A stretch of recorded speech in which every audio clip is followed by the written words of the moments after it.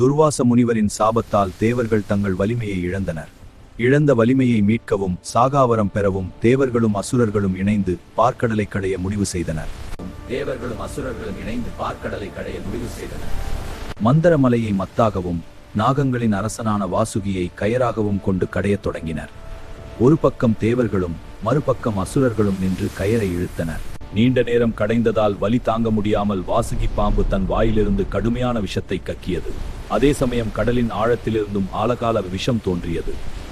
உலகை காக்க இந்த விஷத்தை நான் ஏற்கிறேன்.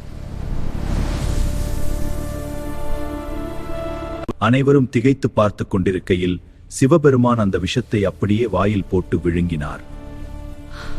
அவரது கழுத்தை மென்மையாக பிடித்தார். விஷம் கழுத்திலேயே நின்று போனது.